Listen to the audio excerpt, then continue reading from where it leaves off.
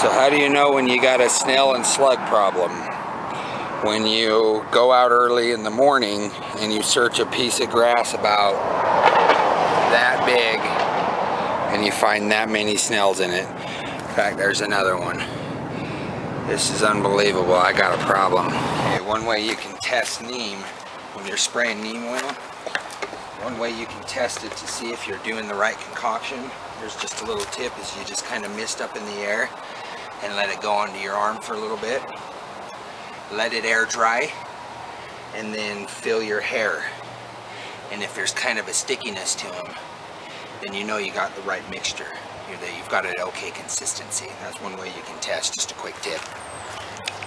Alright, real quick on how to do this idea is this a simple idea for trellising tomatoes, because these little cages don't do it really. If you're giving your tomatoes real rich compost, good soil, and they're in good lighting, they'll grow to be, 6, 7, 8, 10 feet sometimes.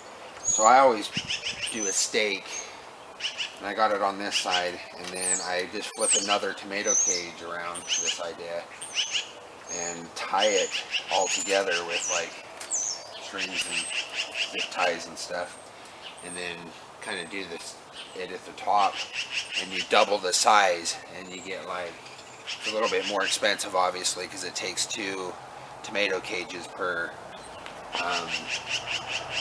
tomato plant, but you get an extra. This one's only about 3 feet, but I got one right here that's about another 4 feet, and that makes for about a good 6 to 7 feet of trellising. And then on this back side I got it staked so they're opposite, and then I plant next to the main stake, and then kind of tie them together. And I do it that way for wind reasons, because when these all get full of tomato plants, it gets real heavy and it'll lean over. You get a lot of issues with tomatoes when it comes to trellising, so I always find that a good sturdy trellis is a good thing for tomatoes. It gets them off the ground, gets them growing up high to where pests can't have a harder time reaching them. So anyway, just a simple idea, and we'll move on to the next one. Okay guys, this is a tip for those of you who are having problems with slugs or snails coming in and eating your starts. Now I don't know about you, but when I first started gardening, if you zoom in right here, this is a squash plant coming up here. I'm a little off, there we go. And I would see them pop up like that, and I'd be like all excited because I got all my seeds germinated, and then no longer do I do that. The next morning I come out and it's gone. And I started to begin to realize that it was slugs and snails that were doing it. So I started trying to figure out ways to protect my plants, and of course I veer on the side of the environment, so I try to do it in a way that's not super damaging to the environment. And I came up with this method, and I don't know,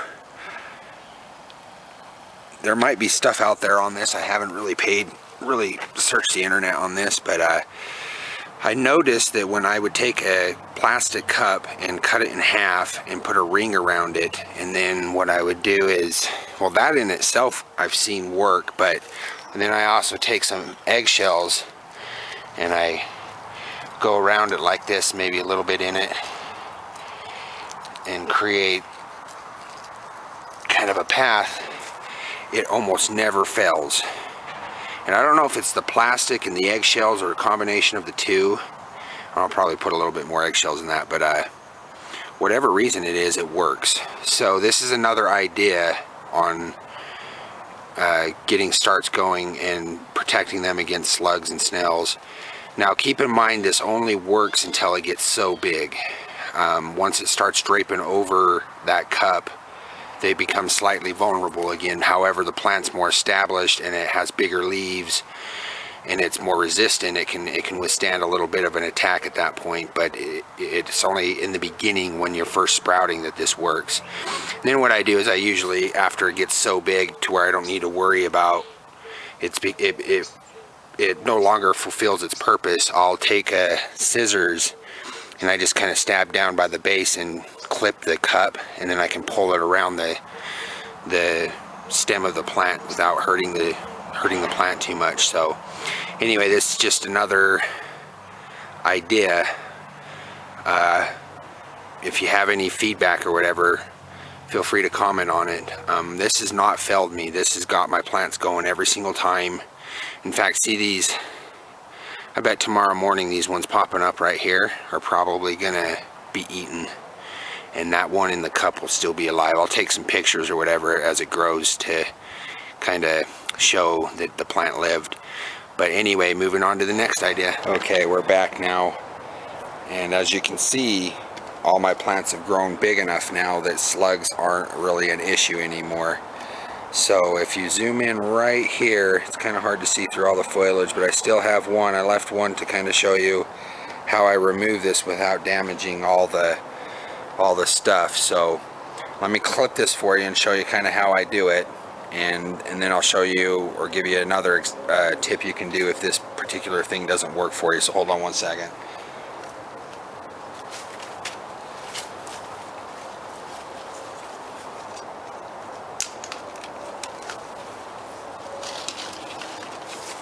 See, by clipping it, I'm able to pull that out.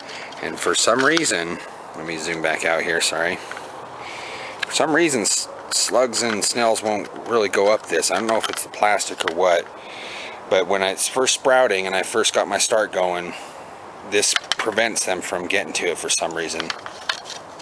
If you have an extra problem, and let's say you're infested or whatever, and this isn't working very well, you can dip this in water, this ring, and pat it down on some salt and then do it, and that will really work. And this is just one method. There are tons of methods. If you browse YouTube, you'll see that there's tons of methods, but this is one that's never really failed me. So I've been real keen on using this with the eggshells and neem oil and various other methods that we gardeners love to use. But anyway, just one more tip.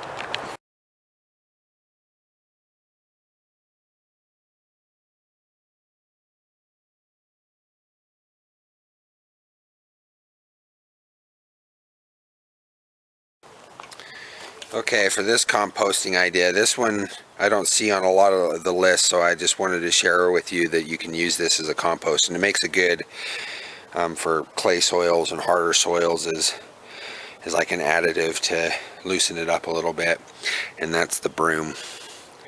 Not everybody buys brooms like this, but I still buy the old-fashioned ones, and they're made out of straw or a rough plant type. I'm not exactly sure, maybe it's a grass, but anyway, by trimming it off and having that go everywhere in your soil, it's a good little additive for your mulching around your flower bed. Slugs don't like to climb on dry things. Hay works better, but if you're gonna replace the broom, it's old, you got a new one, you can always add that, and that's basically the idea. It makes a good little, you know, mulch to your garden.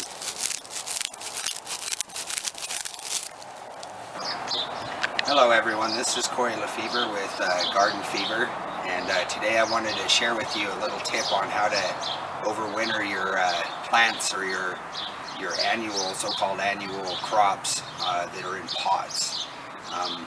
As you all know, with pots, the roots are more exposed, and if you have cold winters like we do here in northern Utah, that can oftentimes kill your plants. So a lot of people in Utah will treat their plants as annuals when they can be overwintered. So one of the tips I wanted to share with you was the black plastic bag. I've placed this on the south side of the wall. What that's done is black attracts heat, and it gives it a little windbreak from the wind chill of the winter, and it also attracts the sun when it's out, you know, and that'll keep the roots a little bit warmer. Now, you don't want to cover the entire plant with it because it can get too hot at the same time. So you want to have some exposure on the top because it also needs some water to some degree. So you want a little bit of snow and whatnot to hit it, because even though the roots are in hibernation or somewhat hibernation, They still need a little bit of water. Another thing you want to make sure you do is put some holes on the bottom, because you don't want at night for that snow or that melted snow to form around the base and basically turn to ice. You're defeating your purpose. So you want to have some holes on the bottom, but if you do that, it'll attract heat and it'll keep them warmer. As time goes on, I'll give you an update to see. I'm kind of experimenting with this, but as time goes on, I'll give you some updates and other videos on plants that I've been able to do that with. In fact, I've done an ARP rosemary. I did a little different than this, but and I'll put the link below. But I've had good success with that, with the ARP rosemary. Right here I have an artichoke, and in this goji berries, and I'll be doing other videos on the two. But if you don't like the look of this, if it's kind of messy and you don't like the look, you can get a black pot and kind of do the same thing. I don't actually recommend that you do that though, because in the summer here in Utah it can be 100 degrees, and if you have a black pot, that'll get almost too hot. So maybe a dark gray would be better if you decide to do it, and it'll look a little better, a little bit neater and tidier. But this is a good little trick to keep the roots warm if your plants are dying in your pots. So just wanted to share that tip with you guys. This is Corey Lefevre with Garden Fever, signing out.